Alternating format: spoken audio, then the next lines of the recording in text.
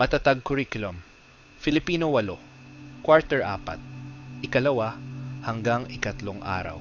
Isinulat ang Florante at Laura noong 1838 panahon ng pananakop ng Espanyol sa bansa. Mahigpit na ipinagbabawal ang mga babasahin at palabasan na tumuligsa sa pagmamalabis at kalupitan ng mga Espanyol. Ngayon, tatalakayin natin ang kaligirang pangkasaysayan o ano ang mga pagyayari sa panahon noong isinulat ang Florante at Laura. Kaligirang pangkasaysayan ng Florante at Laura ni Alan A. Ortiz. Isa sa layunin ng mga Espanyol sa kanilang ekspedisyon sa pamumuno ni Ferdinand Magellan ay palaganapin ang relihiyon at nakarating sa tinugsilangan ng Samar noong Marso 16, 1521. Sa ekspedisyon ni Miguel Lopez de Legazpi noong 1565 ay nagtayo ng permanenteng paninirahan ang mga Espanyol sa Cebu hanggang itinatag pahilaga, hanggang maabot ng mga kolonyalista ang Lo-Okya ng Maynila. Dito nagsimula ang kolonisasyon ng Espanya na nagtagal ng 3 siglo. Sa matagal na pananakop na ito, nadagdagan ng uri ng panitikan sa Pilipinas na ang karamihan sa mga ito ay patungkol sa pananampalataya at relihiyon. Isa na rito ay ang awit at kurido na isang uri ng panitikang lumaganap sa Europa noong gitnang panahon na pumapak sa pag-ibig at pakikipagsapalaran. Ang ganitong uri ng panitikan ay sinasabing nagmula sa Mexico sa pamamagitan ng kalakalang galyon upang gamitin sa pagpapalaganap ng relihiyon sa Pilipinas. Tinangkilik ng mga katutubo ang ganitong panitikan dahil sa mga tauhan, tagpuan at mga aral sa buhay at pananampalatayang nakapaloob dito bukod sa pagiging uri ng libangan upang makalimot sa hirap ng buhay na dinaranas sa kamay ng mga malupit na Espanyol. Mahigpit ang sensura noong panahong iyon dahil ayaw ng mga Espanyol na maglathata ng babasahin o mapalabas ng dulang tumutuligsa sa Espanya. Gayunman, hindi napigil ng mga pamahalaan ang mga Pilipinong maglathala ng mga babasahing may paghihimagsik sa kanila. Isa na rito ang Florante at Laura na may orihinal na pamagat na Pinagdaan ang buhay ni Florante at Laura sa Kahariang Albania. Kinuha sa ladling kwadro historiko o pinyurang nagsasabi sa mga nangyari ng unang panahon sa Imperyo ng Gresya at tinula ng isang matuwain sa Persong Tagalog. Masasabing hindi lamang ito isang ordinaryong awit, bagkus may malalim na kahulugan at konteksto sa kasaysayan ng panahon.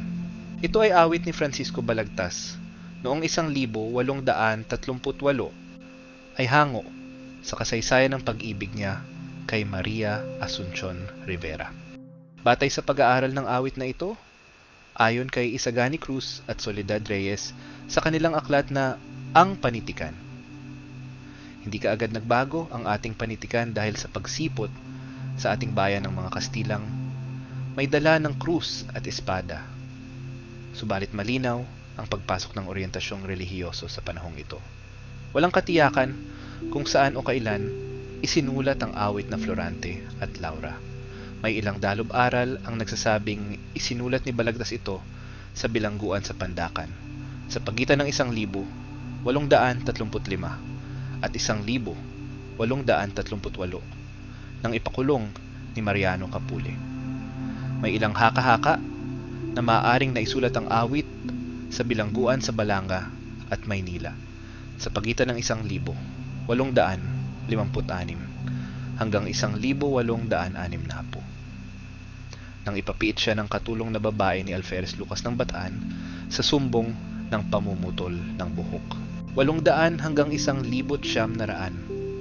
Marami-rami na rin ang naglimbag ng Florante at Laura ni Balagtas sa panahong ito, na isa sa basehan ng kasikatan ng anumang aklat ng panahong ito.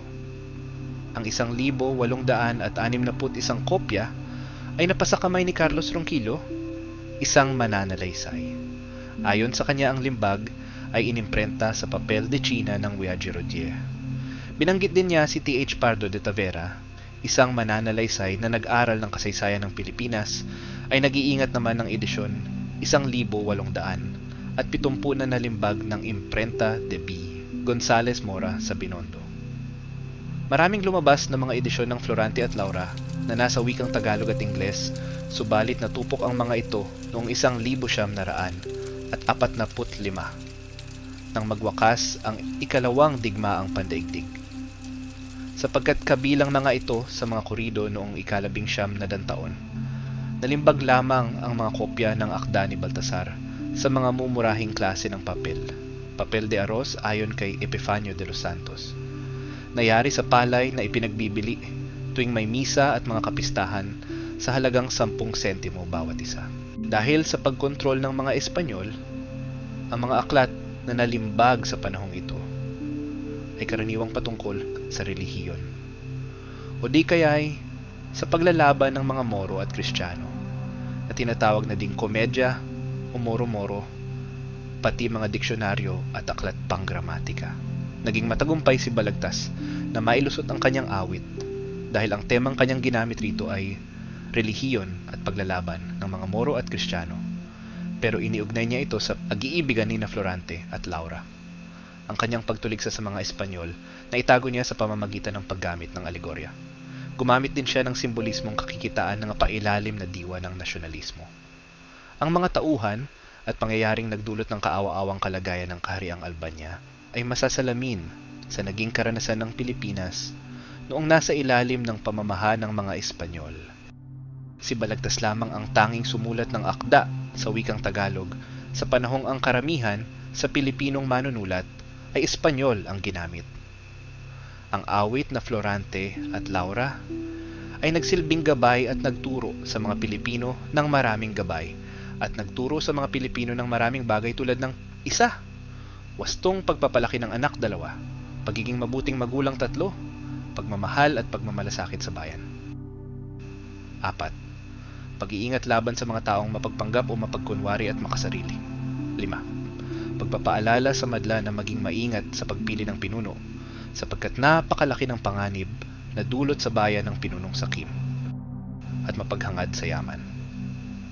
6. Ang kahalagahan ng pagtulong sa kapwa, maging doon sa may makakaibang relihiyon tulad ng mga Muslim at Kristiyano. Sinasabing si Dr. Jose Rizal ay nagdala ng kopya ng Florante at Laura habang siya ay naglalakbay sa Europa at naging inspirasyon niya sa pagsulat ng Noli Me Tangere. Maging si Apolinario Mabini ay sumipi sa pamamagitan ng sarili niya bugsulat kamay ng kopya ng awit habang siya as nasa Guam noong 1901. Bagamat napakatagal ng panahon mula nang isulat ni Balagtas ang awit, ay hindi mapasusubali ang mga aral na taglay nitong gumabay sa ating mga ninuno at mga bayani ay nanatiling makabuluhan, angkop at makagagabay pa rin sa mga Pilipino hanggang sa kasalukuyang panahon.